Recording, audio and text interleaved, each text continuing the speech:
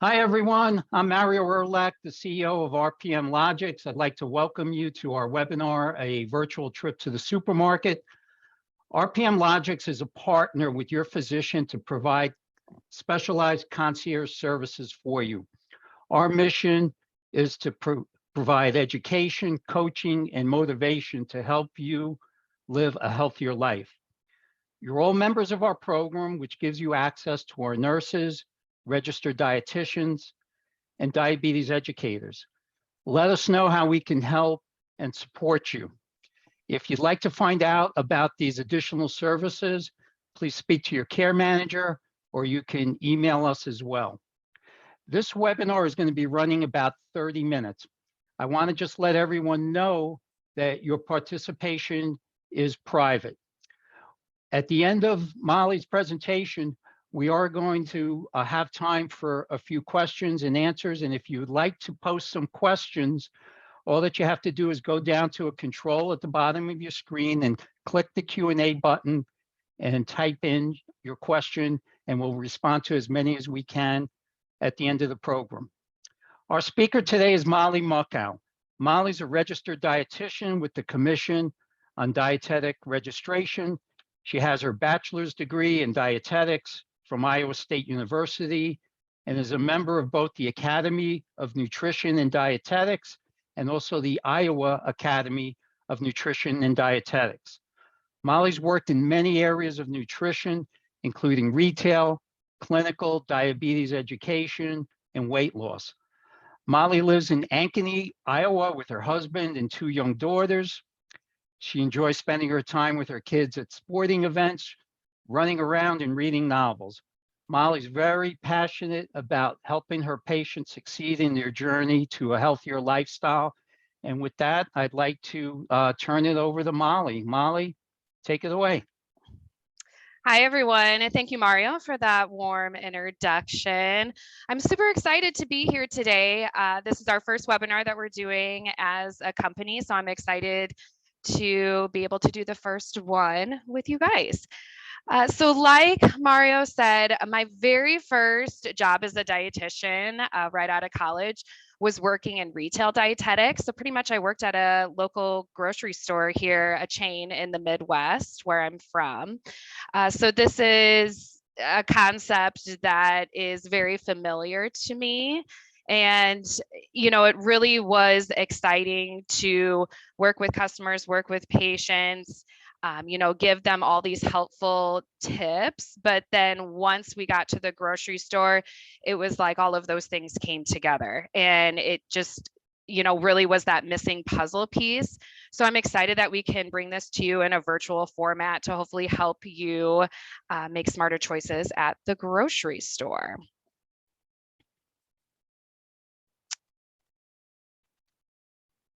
Okay. So a smart start. First of all, make a list. Before you go to the grocery store, never go to the grocery store without a list. Even if you need two things, make a list, because we want to try to prevent that overspending, overbuying, purchasing things that are not so healthy for us. Consider using a basket or a smaller cart. That way you're not putting those heavy unnecessary items in your cart. So if you're using a basket, it can be heavier to or harder to carry those cases of soda, those cartons of ice cream, the things that we necessarily don't want to buy at the grocery store. We can avoid buying those things if we're using a basket, and using a smaller cart, we can avoid the random things that we see that look good on the shelf that are not on our list. Limit your time in the store. Don't, casually walk through the store with all this abundance of time. Again, we can buy those unnecessary items in when we do that as well. Never shop before dinner. We just don't want to go to the grocery store when we're hungry. So that's going to be a concept that you're going to see me talk about a couple times here today. And consider online or curbside pickup. That we can avoid the impulse buying as well too. So the list, meal plan ahead of time, and can be a rotation or new meals each week. So if you have like a rotation, a 4-week rotation is, one concept to think about, especially with dinner time meals or new meals each week. Keep a master list at home of those pantry items that we typically buy every single week that we need to restock every single week or every other week. Make the list when your mind is fresh and when you're not hungry. Again, I told you I'd be talking about that a number of times, but definitely make that list when you're in a good mindset, you're not hungry. That way we're not writing down those food items that we want to try to avoid. Choose a small basket or a small cart. Like I said earlier, this ensures you limit impulse buying, allows you to stick to your list, keeps those heavy, unhealthy items, like I said, gallons of ice cream, cases of soda, speeds up your time in the store because of the inconvenience. So, when I use a shopping basket, when it starts to get heavy, I'm like, okay, I'm done. I got to get out of here because I can't hold this any longer. So it really limits the impulse buying of those unnecessary items. Limit your time in the store. Shop in between your appointments, on your work break or, while you're out running other errands when you got places to be. That way you're forced to limit your time. Don't go out to the grocery store when that's your only reason to leave the house. Because you may want to spend longer at the grocery store, just to, spend more time out of the house, especially now after the past 2 years, we're eager to get out of the house and spend time out of the house. Don't make grocery shopping one of those reasons to leave the house. Make plans for after shopping to ensure you leave the store in a timely manner. Never shop hungry. I can't say this enough. Consider shopping after you've eaten a meal. Shop when time is limited, like we talked about on the last slide. Have a big glass of water before shopping. That can kind of help fill you up a little bit more. If you're known for impulse buying, consider a snack before you go as well too. So those are just all ways to help prevent being hungry at the store. So consider delivery or curbside pickup. This is definitely one benefit that came out of COVID, is this is just a more readily available service for us. Take advantage of never entering that grocery store and avoid the impulse buying. Order ahead of time and watch for sales. You can, for a lot of stores, you can sign up for email offers where they'll email you or text you different sales that they have going on or coming up. So that way you can plan your shopping ahead of time. Useful for restocking pantry items and picking those up quick after work. Saves time and improves efficiency. And I love this last bullet point here, allows more time to prepare healthy foods at home. If you're spending less time in the grocery store, you're going to have more time at home to make those healthy meals.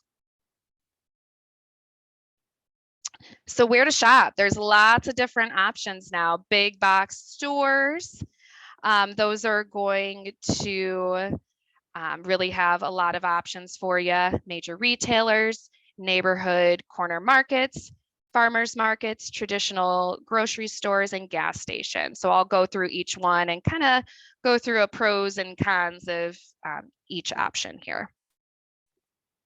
So big box stores, those are going to be like your Walmart, Target, Costco.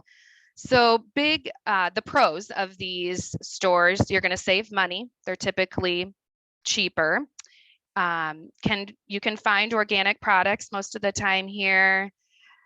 Reduces shopping trips because you can buy more in one trip. And you can meet other needs like pharmacy, optical, car care, things like that. So outside of just eating, you can find some other needs as well too here. But cons can be you can overspend. I know my husband's really good at doing that at Costco, coming home with things that we don't need in bulk. More food waste because of that leads to impulse buying on those good deals. You say, ooh, that's a really good deal on granola bars. I better get those because that's a good deal. Even, we know it's not something good for us and not necessarily something that we typically want. So those major retailers, that could be like Target, Whole Foods, Trader Joe's, can typically get all items on your list. Even in non-grocery, will often price match other stores, which is always nice. So do your research as well too on that. Can sometimes meet other needs like pharmacy, optical, outdoors, car care, things like that. Cons, again, you can overbuy, waste some time in these stores, and they're busy. So I know that's one of my major turnoffs with major retail stores is they're just very busy and it's hard to get through.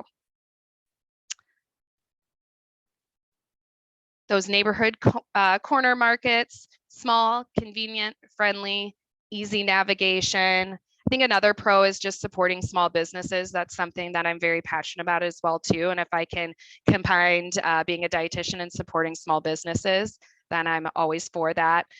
But there's, limited stock, limited fresh produce, and the cost might be higher as well too. So that's, definitely some things to keep in mind. If you're really on a tight budget, this might not be the best option for you.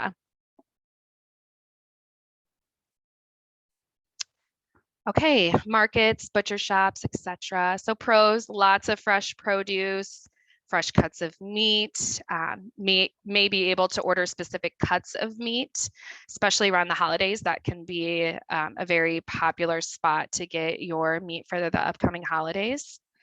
Outside shopping venues are always fun, supporting local farmers, variety of items, and again, supporting small businesses. So same idea as the last slide.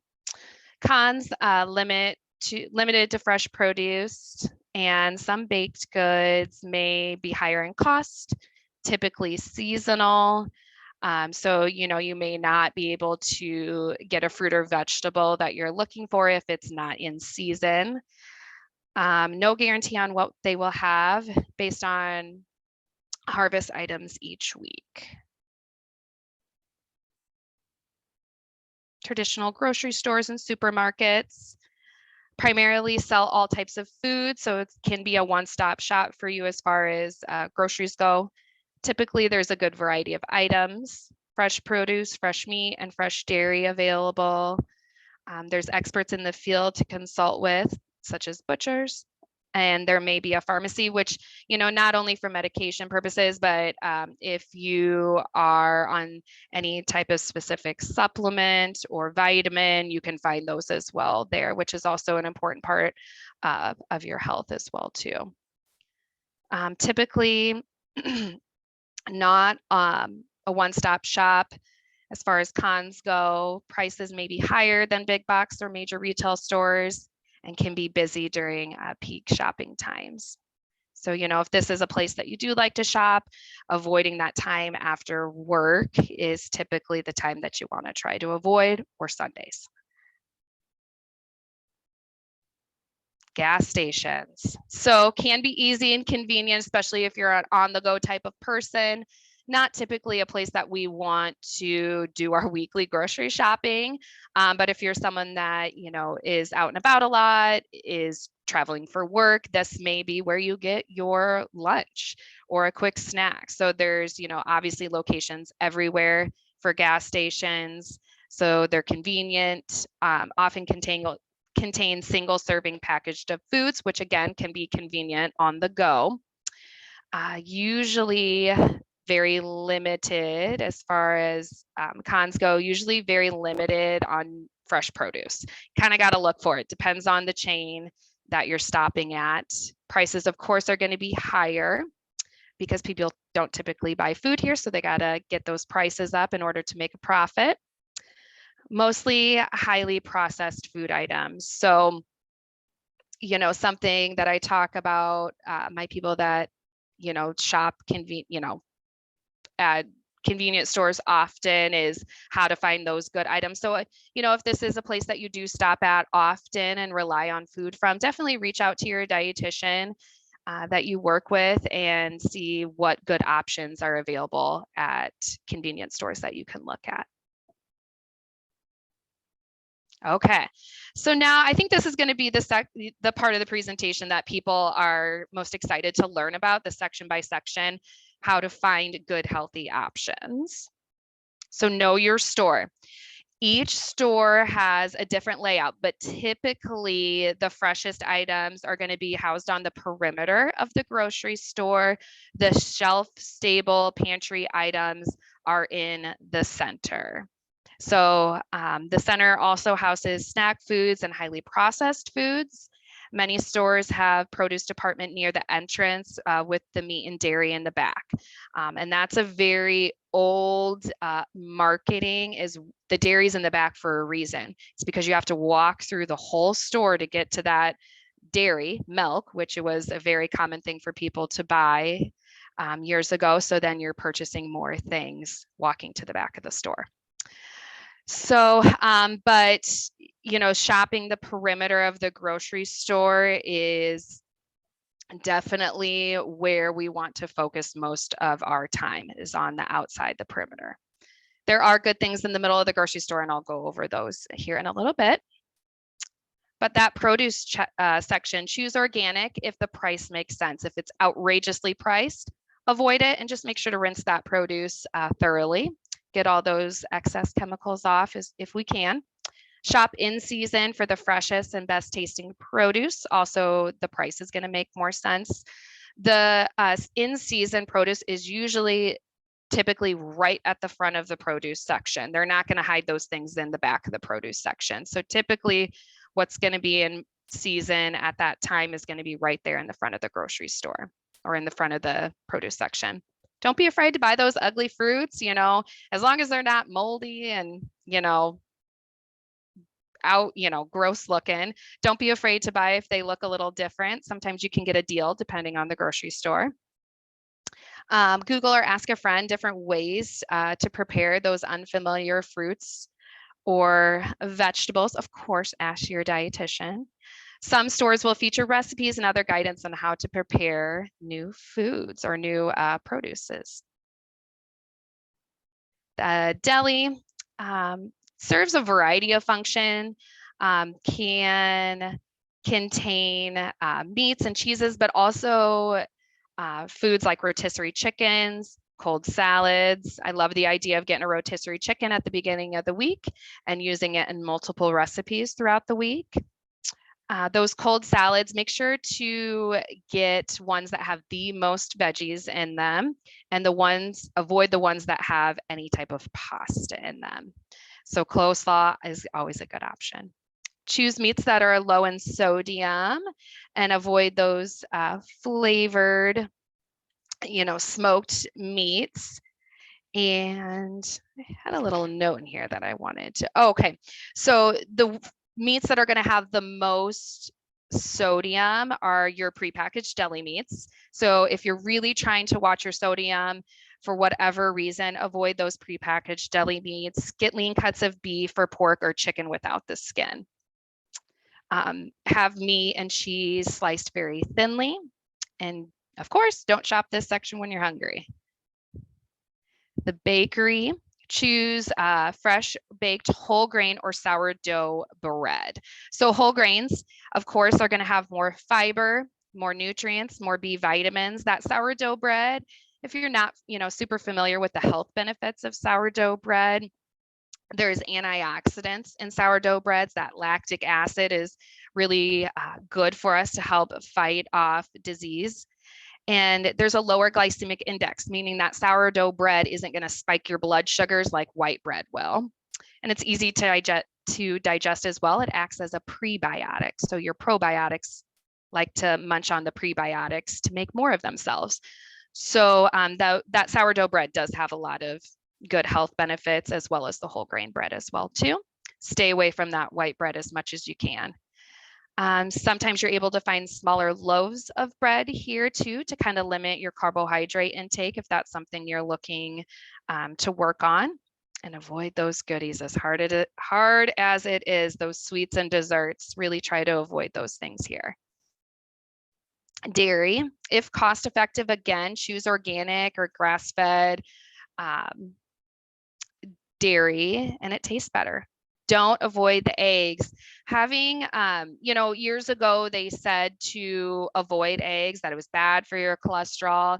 Not really the case. If you eat a moderate amount of eggs, meaning 4 a week, it's totally fine for your cholesterol. We don't want to overdo it. If you're having 2 or 3 eggs a day, that's a problem. But having a moderate amount of eggs, like I said, 4 a week is totally acceptable, even if you're watching your cholesterol.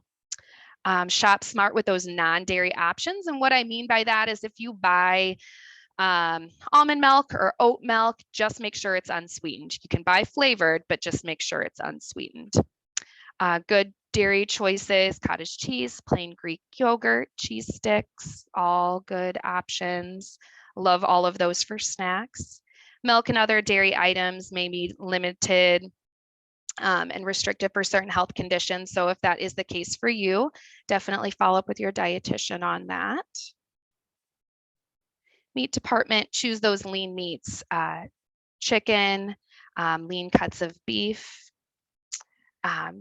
Choose lots of different options. Don't just stick with one protein or one meat option every single time you go.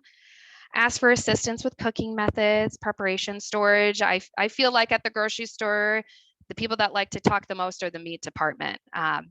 They're really passionate about what they do, and they love talking about different ways to prepare meat. So strike up a conversation with them. They always love it. Often they will trim or prepare items for you. Definitely ask this, especially I always get my chicken trimmed because I don't like doing it myself. It's more just me being lazy, but you can ask the meat department to trim off that excess fat for you as well too. So these middle aisles, these are typically where you're going to get your staple items: flour, sugar, spices, beans, dried noodles. But these are also where you're going to find all your junk foods. Avoid those as much as you can, and avoid those shelf stable meals like Hamburger Helper, Rice-A-Roni. Try to make those things yourself. Buy whole grain, not just bread. Whole grain crackers, bread, pasta, tortilla shells, rice. Anytime you're shopping for a grain product, try to make it whole grain or do the sourdough like we talked about. Pick low sodium or no sugar added items when it is an option. So rarely are you ever going to tell the difference. If you buy low sodium, especially in those canned products, that's really where that sodium really shoots up, is in anything that's canned. By low sodium or no salt added for those canned veggies, and no sugar added. So anytime that's an option, definitely do it. Avoid sugary beverages, including juice. Definitely, we want to try to stay out of that pop aisle as much as we can. Shop these aisles last if you're limited on time. We want to focus again on that perimeter of the grocery store and doing the aisles last, so we know that we're stocking up our cart with the good stuff. Stick to a list and consider a master list for your pantry, so you know exactly what you need to get in these aisles. Read the labels. I'm going to go over that on the next slide here. So this is really the part of the grocery store where we got to flip over those packages and look at these labels. So depending on your health needs, there's going to be different areas of the nutrition label that you're really going to need to focus on, but I wanted to break it down a little bit for you here. No matter what you're looking at on the nutrition label, always look at the serving size. So here it would be 1 cup is a serving size, and these calories and nutrients are per cup, per 1 cup. So if you had 2 cups of an item, of this item, then you would have to double whatever the number is. So for instance, if you're looking at carbohydrates, if that's something you need to focus on, if you're watching your blood sugars, if you had 1 cup, let's say this is ice cream, it would be 34 grams of carbs. But if you had 2 cups of ice cream, I hope you're not, but if you are, you're going to have to double that number. The percent daily value is not something I really focus on with patients because that's going to be dependent person to person. So you can peek at it, but it's not something I really like patients to focus on too much. So hopefully we're going to do another webinar where we'll dig a little bit deeper into reading this nutrition label. So stay tuned for that. But in the meantime, definitely, if you feel like this is not your strong suit, follow up with your dietitian and they can go over this in more detail with you. Okay, so I love this slide. I wanted to really focus on, yes, I know the middle section of the grocery store gets a bad rap, but there are good things. There are good things that you can find. You just got to look for them and have the willpower to avoid the bad stuff. So these are just some of my popular picks. I'll just quickly go over them. The Enlightened ice cream bars, they're, you know, less sugar than a typical ice cream bar. But what I love most is that it's pre-portioned for you versus buying a tub of ice cream and it's up to you to portion it out, you know, correctly and in a small amount. You don't have to do that with bars. They're pre-portioned for you. You just got to make sure you're not going back and getting another one. But I like these Enlightened bars. The Just Crack an Egg Scramble Kit there's a bunch of different options of these, but I really help patients focus on protein in the morning. And this is a good way to get protein in the morning. You just crack an egg in there and pop it in the microwave. But it's a, you know, fun way and easy way to get more protein in the morning. Of course, we like that organic whole grain bread. When you're shopping for bread, make sure that it says 100% whole grain right on the front of that label. That's what we're looking for. This Unreal chocolate is unreal. It's delicious. It's less sugar, no artificial sweeteners, but that's a really good way to kind of treat yourself. Pistachios, nuts is a really good snack that I like to encourage people to have. Really increase those plant-based foods in your diet. Anytime I can get more veggies in a patient, of course, it's a good thing. And if we have to do it with any sort of dip, I'm game. So classic hummus is another way to get more veggies in your diet. Avoid the chips, do the veggies instead, and add some hummus with that to help it taste a little better and make it a little bit more fun. If you're a chip fan, I always recommend Air Pop popcorn instead. So that's why I have that Skinny Pop popcorn on there. If you're a milk drinker, I love this Fairlife milk. It's 50% less sugar and has more protein than typical cow's milk. So it's got 13 grams of protein, which typical cow's milk has about 8 grams per serving. So less sugar, more protein, and it's delicious. And it's lactose free as well too, if that's an issue for you. This Justine's peanut butter. I love peanut butter. I think it gets a bad rap, but I'm definitely a pro peanut butter dietitian, and getting a natural one is the way to go. It's going to have less of that hydrogenated oil, so less of that bad oil in it. So online grocery shopping, the new frontier, of course, another pro that came out of COVID. Local store pickup or delivery can happen at major retailers, big box stores, local grocery stores, and online markets like Thrive Market, where, you know, they don't have a brick and mortar, but it's just online. So these are all options that you can look into for online grocery shopping. Stop and Shop. I don't have that fun New York accent, so I apologize that I can't say that better. I have my Midwest accent. Thrive Market, Amazon.com, Target, Walmart, Costco, Sam's Club. Those are all great options to look into.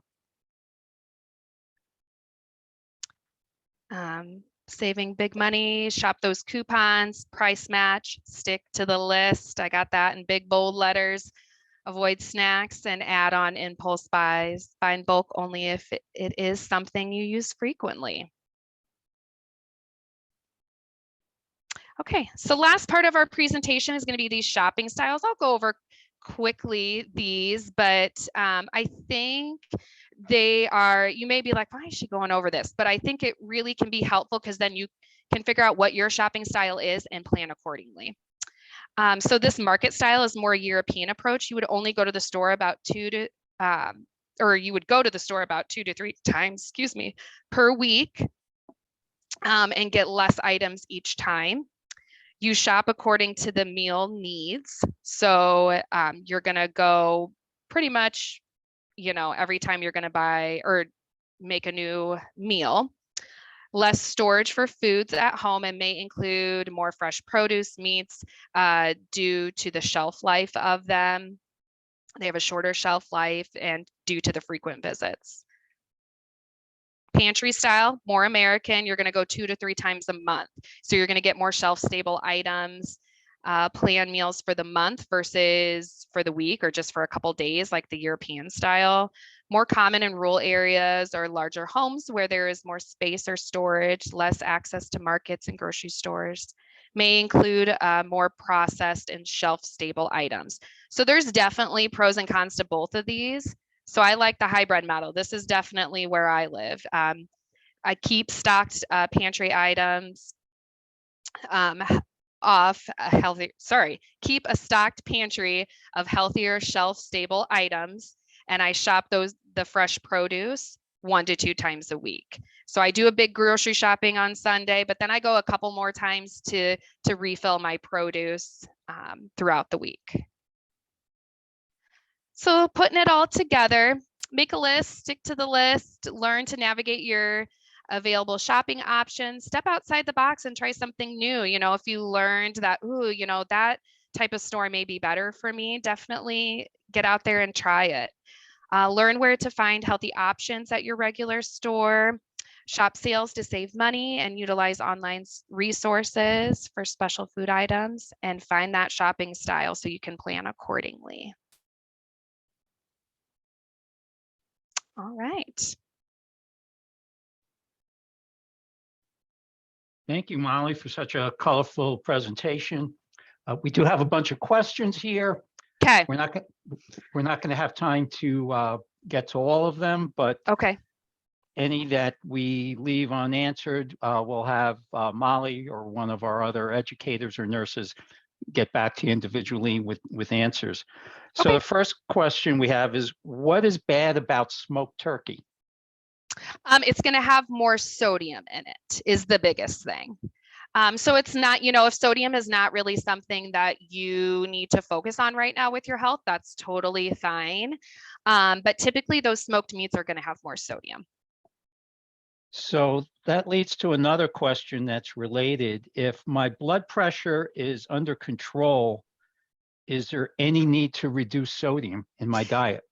Yes. So, definitely follow up with your doctor, with your dietitian, what is specifically appropriate for you. But speaking in general, yes, you want to continue watching your sodium because things can always change.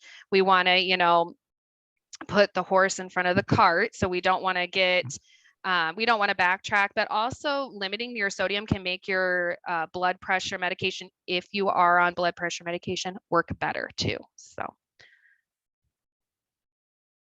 Next question. What is the best oil to cook with?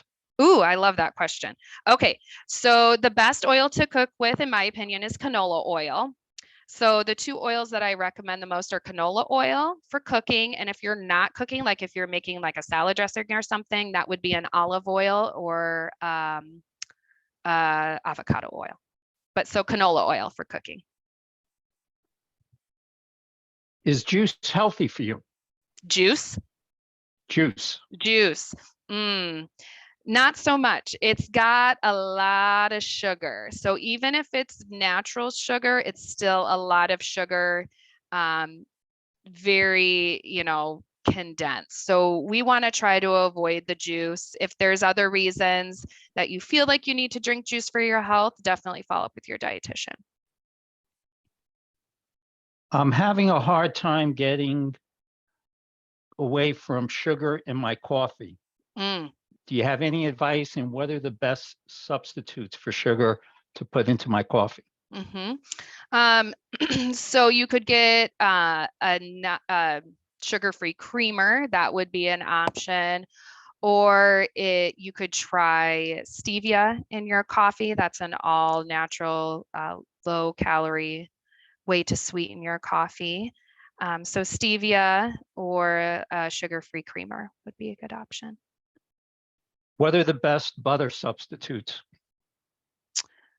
Oh, so, butter is definitely, just to put this in there, butter's not bad as long as, get a one that's made with canola oil. That's usually the best option, but Bacall is a good brand for a butter substitute that's going to be plant-based versus animal-based, like from a cow. So I take a lot of multivitamins. Can they substitute for eating vegetables and fruits during the day? no, because there's going to be more stuff in that you're going to get in those fruits and vegetables like fiber. Yes, you can take a fiber supplement, but we definitely want to still fill up on those healthy foods as well too. Are there certain foods that will raise my cholesterol more than others? So yeah, so those really heavy fatty meats are the biggest thing that you want to try to stay away from. Junk foods like chips, greasy foods, we want to try to stay away from those as well too. Fried foods. Are there some fruits that have more sugar and might be more fattening than others? So the fruit that has the most amount of carbohydrates or sugar, we want to avoid those bananas. So that's the only one I tell people to be cautious of, or just split it in half, cut it in half and split it with someone. Berries have the least amount of sugar, your blueberries, raspberries, blackberries. Typically, I snack at 10 p.m. every night, and it's the unhealthy food. I need a tasty, healthy option. Okay. It really depends on what you're craving. If you're craving more salty or sweet, I tell people if they're craving something sweet, try fruit instead with like Cool Whip. If they're craving something more salty, try air popped popcorn like the option that I showed you on here, or nuts would be a good option if you crave something more salty at night. But work with your dietitian and get a list going so you can take that list to the grocery store. Does adding water to juice decrease the sugar? Yes, in that sitting, but as let's say you typically drink 3 glasses of juice a day, you cut it in half, those 3 glasses in half with water, but then you add 3 more, then you're still going to have the same amount of sugar for that day. But yes, watering down your juice, as long as you're not adding glasses throughout the day, is a good way to kind of wean yourself off of the juice. Okay, we're at the end of our time. We wanted to keep everything short and sweet. Maybe sweet's not the best comment to make about this program, but I hope everyone did enjoy spending time. We plan to do more programs like this in the future. We are also going to be, in addition to more patient webinars, adding in some support groups for patients with similar conditions and similar interests. So please let us know if there is any interest on your part in participating in one of those support groups. They're all going to be done virtually and online so that they'll be very convenient to attend. And we're planning to do them during the daytime and during the evening for times that are more convenient for everyone. We're going to wrap up this webinar. Thanks so much for your time. There is going to be a quick survey. If you could, please just take a couple of minutes after we sign off here and answer a few questions for us. That'll give us some important feedback on how to make this better and improve our programs for you. So thank you very much, Molly. Thank you very much, everyone, for attending, and we'll be looking forward to seeing you down the road in the future. Thanks. Yes, thanks, everyone.